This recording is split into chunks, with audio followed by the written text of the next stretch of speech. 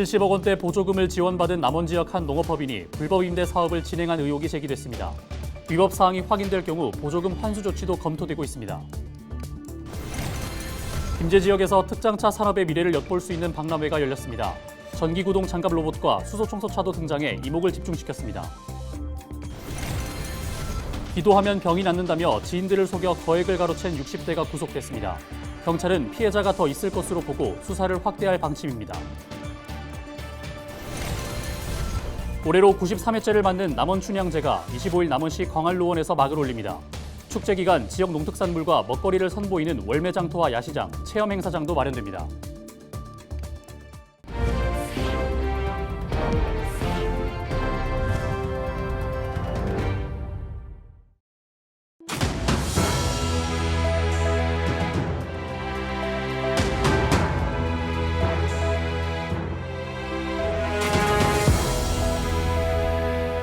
시청자 여러분 안녕하십니까? 헬로티비 전북뉴스입니다.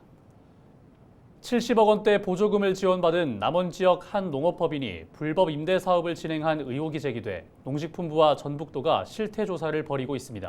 위법 사항이 확인될 경우 보조금 환수 조치도 진행될 전망입니다. 김남호 기자가 단독 취재했습니다. 남원시 주생면에 위치한 한 농업법인입니다. 이곳은 지난 2013년과 2014년 사이 국비와 지방비 등 76억여 원에 달하는 보조금이 투입된 곳입니다. 이 같은 보조금은 멜론과 토마토, 오이 등 농작물 생산을 위한 시설 지원비로 지원됐습니다. 이처럼 보조금을 지원받은 시설들이 최근 특정인에게 임대됐다는 의혹이 제기됐습니다. 토마토를 세대를 했고, 후에 19년 처음부터 장기영 씨한테 임대를 주면서 임대를 주고 오이 세대를 매입을 했고 이직을 했다고 합니다. 국비나 지방비 등 보조금을 지원받은 시설들은 당초 지원받은 사업 목적으로만 사용돼야 합니다. 하지만 승인받지 않은 불법 임대사업 의혹이 제기되면서 보조금을 지원했던 농림축산식품부와 전라북도 관계자들이 현장 실태조사를 벌이고 있습니다.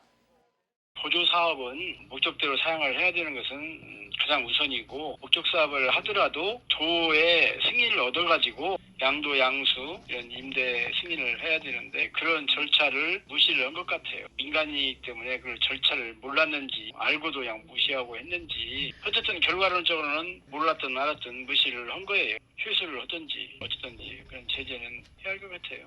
이처럼 승인받지 않은 임대사업 의혹에 대해 농업법인 관계자는 대부분 부인하고 있습니다. 임대료 의혹을 받고 있는 금액은 임대비가 아닌 시설 수리비라고 해명했습니다. 저희가 유료 복잡처를 하려고요. 몇 년 동안 준비해가지고 이제 하고 있죠. 우선 정확한 금액까지는 제가 얼마 단위까지는 모르겠는데 그 정도 되면 그 정도 될 겁니다. 임대를 했으면 뭐 쓰지도 않고 아무것도 안 하고 통째로 줘야 되잖아요. 예. 근데 저희가 사용하고 있고 무슨 무슨 그게 임대료가 돼요. 고칠 비용들이죠. 오히려 뭐 돈이 없어가지고 고치고 하려면 이제 드라를 같이 운영이 필요한 거를 받았기 때문에 내가 좀 온실을 고쳐서 해보자 이렇게 된 거죠. 농식품부와 전북도는 현장 조사 내용을 분석한 후 보조금 회수안까지 검토하고 있어 파문이 예고되고 있습니다. 헬로티비 뉴스 김나호입니다. 국내 유일의 특장차 집적화 단지가 조성된 곳 바로 김제입니다. 이곳에서는 특장차 산업의 미래를 엿볼 수 있는 박람회가 열려 이목을 집중시켰는데요. 정명기 기자가 다녀왔습니다. 허공을 향해 치솟은 장비들. 높은 곳에서도 작업이 가능한 특수 제작 차들입니다. 톱니 모양의 날카로운 장비를 갖춘 소방차가 눈에 띕니다. 원격 조종으로 건물 외벽을 뚫고 들어가 불을 끌 수 있는 무인 파괴 방수차입니다. 일반 차량에 캠핑 구조물을 올려놓은 캠핑카도 선보였습니다. 차 안에서 먹고 자고 즐길 수 있도록 갖출 건 다 갖췄습니다. 탈부착이 가능하다는 점이 가장 큰 장점이고요. 위에 맥스팬이라든지 뭐 에어컨 이런 편의시설이 추가 옵션으로 가능하고. 노약자나 장애인의 이동을 돕는 차량부터 초소형 소방 차량, 심지어 소방대원 대신 화재를 진압하는 원격 조종 로봇도 등장했습니다. 국내 유일의 특장차 집적화 단지가 조성된 김제에서 특장차 산업의 미래를 엿볼 수 있는 박람회가 처음으로 열린 겁니다.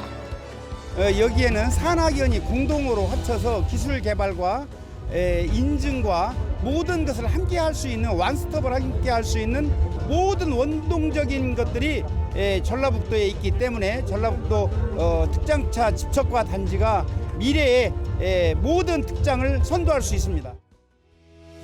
전북도 내 특장차 생산 기업의 기술력은 해외에서도 인정받을 만큼 날로 발전하고 있는 상황.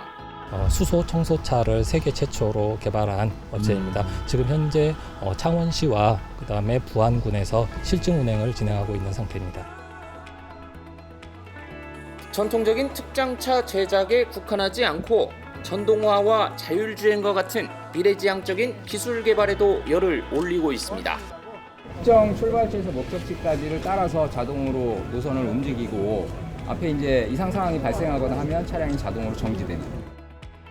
이처럼 특장차 단지 입주 기업의 성장세가 두드러지면서 단지를 추가로 조성하고 기술 혁신 등을 위한 지자체와 관련 기관의 관심과 지원이 뒤따르고 있습니다.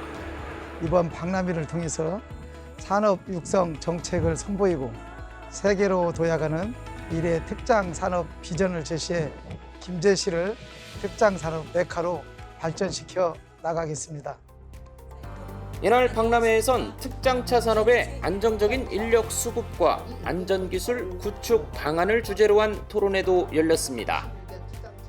특장차 산업이 친환경 기술과 첨단 장치 기술을 개발하며 한 단계 더 진화하고 있습니다. 헬로티비 뉴스 정명기입니다. 기도하면 병이 낫는다며 지인들을 속여 거액을 가로챈 60대가 구속됐습니다. 김제경찰서는 사기 혐의로 60대 A씨를 구속했다고 24일 밝혔습니다. A씨는 2014년부터 지난해까지 서울에서 알게 된 지인 14명에게 헌금을 받아 16억 원 상당을 가로챈 혐의를 받고 있습니다. A씨는 경찰 조사에서 피해자에게 헌금을 강요하지 않았다고 진술했습니다. 경찰은 피해자가 더 있을 것으로 보고 수사를 확대할 방침입니다. 올해로 93회째를 맞는 남원춘향제가 25일 남원시 광활루원에서 막을 올립니다. 29일까지 열리는 이번 춘향제는 전통과 첨단의 빛 등 4개 테마에 40여 개 프로그램으로 진행됩니다. 축제 기간 지역 농특산물과 먹거리를 선보이는 월매장터와 야시장, 체험 행사장도 마련됩니다. 제93회 춘향제는 전통과 첨단의 빛을 통해 남원의 미래를 담는 멋진 축제로 준비했습니다. 그 어느 때보다도 화려하게 펼쳐지는 이번 춘향제에 함께 하셔서 즐겨주시기를 바랍니다.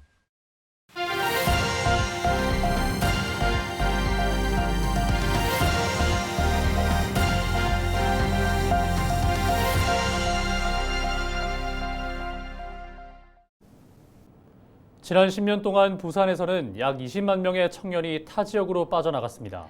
부산시는 인구 소멸을 막고 청년의 발길을 돌리기 위해 다양한 정책들을 내놓고 있지만 중장기적인 접근이 필요하다는 목소리도 나옵니다. HCN 최현광 기자의 보도입니다. 서울의 한 광고회사에서 일하는 장민혁 씨. 일과 휴가를 병행하는 워케이션으로 부산에 내려와 근무를 시작했습니다. 북항이 한눈에 보이는 사무실에서 근무를 하고 쉴 때는 관광을 다닙니다. 이렇게 풍경을 보면서 일을 한다는 것 자체가 조금 감성적인 느낌이 들어서 그 부분에 있어서 조금 업무 효율이 높아지는 그런 느낌이 들었습니다. 지난 2월 부산시는 부산역 인근에 워케이션 거점센터를 만들었습니다. 워케이션으로는 청년들에게 근무 공간과 체류 비용 일부를 지원합니다. 수도권 원격 근무자를 자연스레 유입시키겠다는 취지입니다. 일하고 쉬고 또 즐기고 또 삶의 여유를 함께 누리는 그런 공간으로 이 부산만한 이 적합지가 없다라고 생각을 합니다. 일주일을 머물러도 좋고 한 달을 머물러도 좋고 또 6개월을 머물러도 좋고 살면 더 좋고. 센터는 탁 트인 업무 공간과 화상회의실 등을 갖췄습니다. 시작 초기부터 기업 64곳이 이용했는데 반응이 좋습니다. 이 사업 자체가 지역의 인구 소멸 및 감소에 대응하기 위한 사업이기 때문에 당장은 정주 인구를 확보할 수는 없지만 생활 인구 및 유동 인구를 확보하는 것으로 경제에 이바지하고자 합니다. 부산시는 한 발 더 나아가 인구 소멸 위험 지역으로 분류된 원도심 활성화를 위해 부산에서 한 달 살기 프로그램도 운영합니다.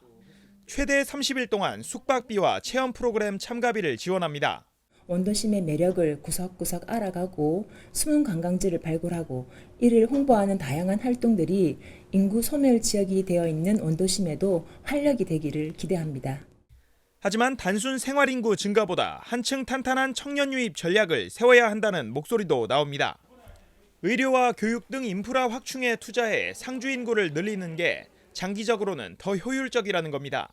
장기적이고 거시적인 안목에서 접근하지 않으면 단순한 생활 인구만 잠깐 반짝하고 느리겠다 이런 것들은 저는 100% 실패할 가능성이 높다고 봅니다. 여기에 빨라지는 트렌드 변화와 청년들의 니즈를 속도감 있게 대응할 수 있는 전담기구 운영도 하나의 전략이 될 수 있습니다. 펼쳐놓은 청년 유입 정책이 대체로 단기 대책에 국한되고 금세의 한계를 드러내는 만큼 긴 호흡과 장기적인 안목을 갖추는 역량이 어쩌면 시급한 과제일 수 있습니다. HCN 뉴스 최한강입니다.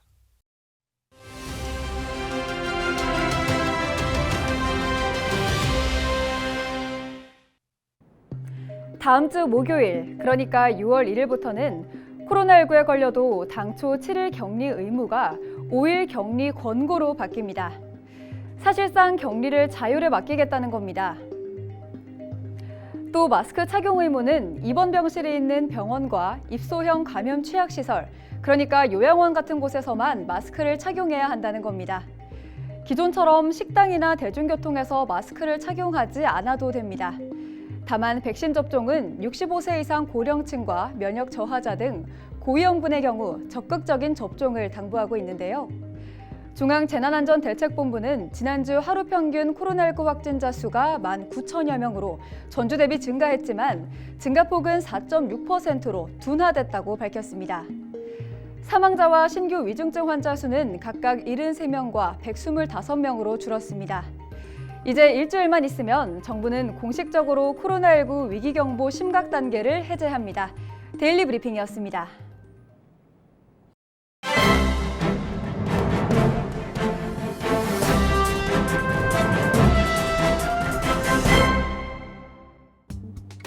신문 브리핑 전북 도민일보 기사입니다. 여당과 야당의 전통적인 텃밭인 영남과 호남에서 중진 인사들의 22대 총선 출마가 줄을 잇고 있다고 합니다. 22대 총선에서 전직 의원 등 중진 인사들의 출마는 단순히 한두 명의 출마가 아닌 세를 형성하고 있어 총선 지형의 대변화를 예고하고 있다고 하는데요. 현재 전남 광주 지역은 4선 출신의 박지원 전 국정원장의 출마설이 꾸준히 나돌고 있는 가운데 5선을 지낸 청정배 전 법무부 장관이 광주 서구을 출마를 사실상 공식화한 것으로 알려졌다고 합니다. 국민의힘에서는 새누리당 대표를 지낸 이정현 전 의원이 순천과 광주 출마를 놓고 고심 중이라고 하는데요. 전북은 정동영 전 통일부 장관을 비롯해 원내대표와 국회 예결위원장을 지낸 3선의 이강래 전 의원, 유성엽 전 의원, 국회 사무총장을 지낸 이춘석 전 의원이 사실상 출마 선언을 했거나 출마 채비를 하고 있다고 합니다. 이들 중진의 출마는 현재 586 세대의 퇴진론이 줄기차게 흘러나오고 있는 시점이라는 점에서 정치적 아이러니로 정치권은 표현하고 있다고 합니다. 민주당 관계자도 전북, 전남, 광주 등 호남권에서 3선 이상의 전직 의원 출마는 과거처럼 단순히 올드보이 출연으로 비하 발언을 하는 것은 정치 현실을 정확히 인식하지 못한 것이라며 이들 중진 인사 출마는 유권자들의 요구에 이루어진 측면이 강하다는 분석을 내놓았다고 합니다. 지금까지 신문 브리핑이었습니다. 임실군 임실읍 천변에 붉은 빛깔의 꽃 연기비가 만개해 관광객의 관심을 모으고 있습니다. 임실군은 임실읍 수정교부터 임실교까지 이어지는 임실천변 1.1km 구간 8,000제곱미터의 면적에 꽃 연기비를 식재했습니다. 이곳의 꽃 양귀비는 마약 성분이 없어 재배가 가능한 원예종으로 오는 6월까지 만개한 꽃 양귀비를 볼 수 있을 전망입니다. 임실군이 일손이 부족한 농촌 주민들을 위해 농번기 공동급식 지원 사업을 추진합니다. 임실군은 올해 1억 2,800만 원의 사업비를 투입해 40개 마을에 320만 원씩 지원할 예정입니다. 군은 마을 공동급식시설을 구비한 마을회관과 경로당에 조리원을 두고 공동급식을 운영토록 할 계획입니다. 뉴스를 마칩니다. 고맙습니다.